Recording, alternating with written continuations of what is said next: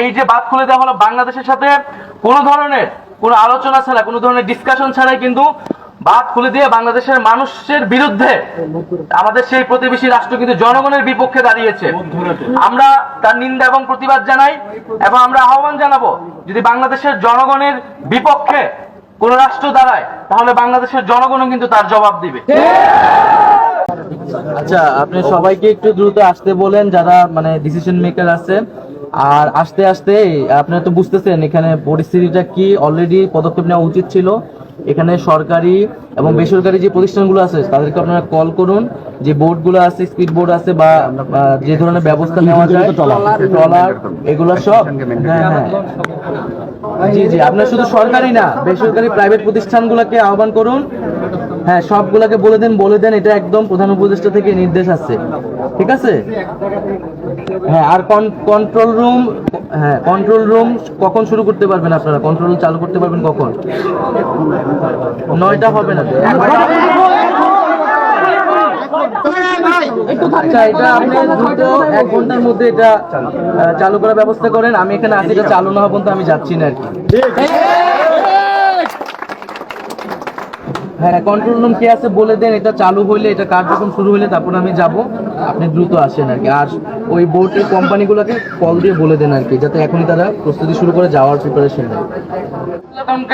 আমি ধন্যবাদ জানাচ্ছি যে তারা আছে এবং সকলের প্রতি আহ্বান থাকবে যে আপনারা ঐক্যবদ্ধভাবে প্রতিটা বিশ্ববিদ্যালয় বা যেভাবে ত্রাণ উত্তোলন করছেন সেটা ইউনাইটেডলি করেন এবং সরকারের জায়গা থেকে প্রধানমন্ত্রীর দপ্তরে যে ত্রাণ তহবিল আছে সেখানে সব টাকা সকালের মধ্যে সেখানে কার্যক্রম শুরু হয়ে যাবে।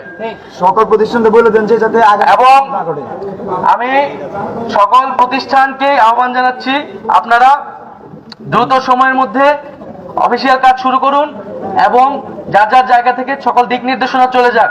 আমাদের এখানে যাতে আর কোনো নির্দেশনা আমাদের জায়গা থেকে না দেওয়া লাগে, যাতে ছাত্রদের আর কোনো প্রতিষ্ঠান এভাবে ঘেরাও করে দাবি আদায় করা না লাগে। এবং আমরা যেভাবে গণ অভ্যুত্থান করেছি ঐক্যবদ্ধভাবে, এটি আমাদের একটি ন্যাশনাল ক্রাইসিস সামনে চলে এসেছে, সেটাকে আমাদের আবার সেই ইউনিটি ধরে রাখতে হবে। সেই জায়গা থেকে সকল সামাজিক রাজনৈতিক শক্তিকে আমরা আহ্বান জানাচ্ছি, আমরা ব্যবসায়ীদের আহ্বান জানাচ্ছি যে আমরা সকলে একসাথে সেখানে যাতে যার যার জায়গা থেকে সর্বোচ্চ সক্ষমতা দিয়ে আমরা কাজ করব এবং আমরা বাংলাদেশকে রক্ষা করব। এবং আমরা জানি যে এই যে বাদ খুলে দেওয়া হলো এবং একটি রাজনৈতিক জায়গা থেকে কিন্তু এই দুর্যোগটিকে নিয়ে আসা হলো বাংলাদেশে, সেই জায়গা থেকেও আমাদের এই রাজনৈতিক প্রশ্নটিকে কিন্তু মোকাবেলা করতে হবে।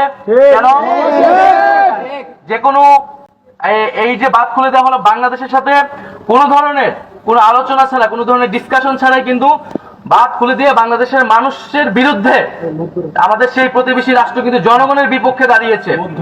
আমরা তার নিন্দা এবং প্রতিবাদ জানাই এবং আমরা আহ্বান জানাবো, যদি বাংলাদেশের জনগণের বিপক্ষে কোন রাষ্ট্র দাঁড়ায় তাহলে বাংলাদেশের জনগণও কিন্তু তার জবাব দিবে। তো সকলকে ধন্যবাদ জানাচ্ছি এবং আমি আপনাদের নিশ্চয়তা দিচ্ছি যে আপনারা যেই দাবিগুলো নিয়ে এসেছেন সেই দাবিগুলো এখান থেকে বাস্তবায়ন না হওয়া পর্যন্ত আমি অন্তত এখান থেকে যাব না।